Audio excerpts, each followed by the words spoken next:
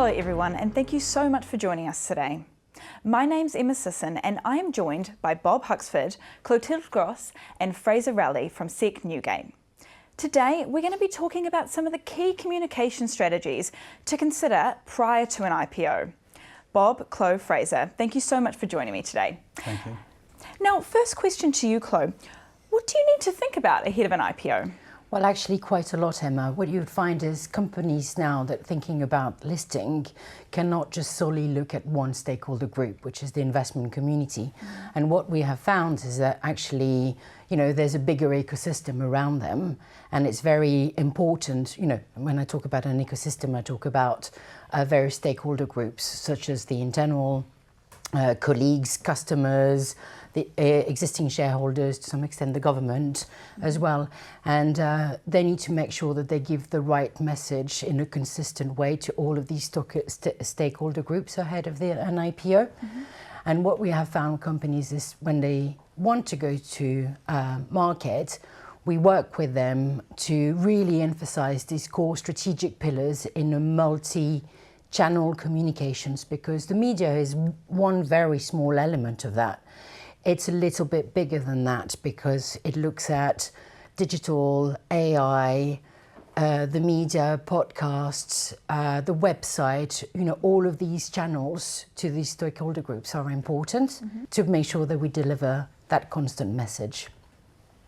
Yeah, and on the political side as well, I think what Chloe said about the importance of doing more than you had to do before and understanding that the different audiences affect each other and interact with each other. So on the government politics and regulatory side, that's important for any company, but I think it's essential as you're preparing for such a big step in your growth journey, because fundamentally what you're talking about is change. You're changing the nature of how you do business, you're changing also the amount of scrutiny that you're under and potentially the operating environment that you're moving into. So it's absolutely essential that you understand how that could change, what are the external factors on the political and regulatory side that could influence that, particularly at a time when there's been such a high degree of political change in terms of the number of new MPs that are coming in, a new government with new priorities. You need to understand what's coming down the pipeline.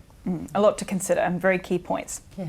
So, Bob, turning to you, what might your pre-IPO strategy actually entail? Well, it's key to start putting the wheels in motion now and start behaving like a listed business. It's never too early. I think there are two key elements really. One is get your strategy out there, your growth strategy, and another one is key strengths. So the key strengths that an investor might look for in a company. So start talking about your differentiators, how you're better essentially than the competition. You want to talk about the management team, your strengths, your qualities, how long have you been in the industry for, etc. And then I think another key element of it is your markets as well. Is it a growth market? What are the dynamics of that market? What's the size of the market, and are you winning market share within it, and why are you winning market share? And then boil those down to a few key points, so maybe 5 key points of the strategy, 5 key strengths, and start weaving those into all your press releases, get them on your website, and a listed business would always have them on their website. And so if we generate great press coverage from those press releases, when people are reading them in the first place, they're going to go to your website to learn more. And so if that information's on there, they can find out about you. And hopefully, when you finally do come to IPO, fund managers, investors will already know about you. Half the battle will be won. Their decision will already be made in many ways. They might be really happy that you're choosing to IPO because they know you're a great company already and they want to get involved. Exactly. Yeah. So, Chloe, turning to you, what insights can a communications agency actually provide ahead of an IPO? Yeah, a lot of people just think that the media is just one element of providing insights for when companies are listed, but actually there's so much more. The way that we approach strategy or IPO strategy is really taking a step back and really going under the skin of a business to really understand what drives that valuation piece. So as part of this, what we would do is a really big audit of business, not only benchmarking it against some of the peer group, but really making sure we've got proprietary tools that look at how all of your competitors are representing themselves, what messaging are they using, is that message really driving that valuation, does it have an impact with the likes of the investment community or your colleagues, your customers, and then from then onwards we build the strategy that Bob was talking about. emphasising the key strength of the business across all of the channels. Yeah, really important insights there that you mentioned. So Fraser, turning to you again, how important is understanding the political landscape and engaging ahead of flotation?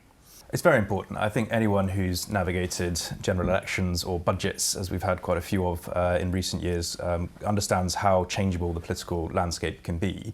But particularly now at a time when we've got a new government, they've got a new legislative agenda, there's a lot happening across regulation. It's really important to understand where you fit in within the priorities of any particular government, of any particular political stakeholder that you're dealing with. And I think that's particularly the case when you've got a more activist government in the sense of wanting to build a strategic state.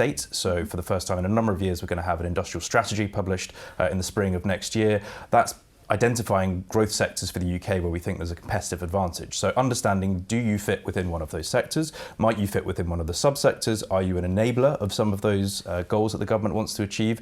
And getting ahead of that and engaging as necessary with government and regulators to understand, again, where your operating environment might change. Because it all comes back to preparing to be fit to float and understanding that the stakeholders that you're talking to, they're all affected by each other, they're all reading each other, and they can be influenced to your advantage. Thanks, Fraser. Now, any important takeaways that you'd like to sort of give across to companies that are really looking for an IPO? Any sort of important messaging that you have for them? Well, I'd like to re-emphasise that it's never too early to start putting these measures in place. I think some of the things we've talked about would be important whether you IPO or not. So I'm sure that your suppliers, your partners, private investors might want to know that you're a robust business with a strong and clear strategy in place for growth. Another thing is that if you do have clear, detailed and timely information on your website about your business, that will prevent misinformation as well. Misinformation basically grows in an information void. So the more you can get out there, the better, because it's quite precarious now with AI bots on the internet. You know, you can get misinformation can spread very easily.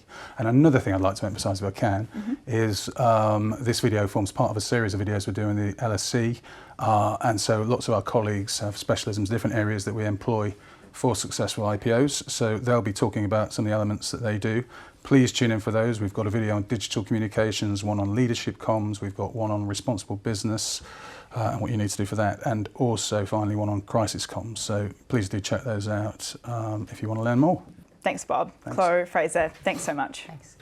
You can hear more at the London Stock Exchange's IPO Forum on the 14th of November. Thanks very much for watching.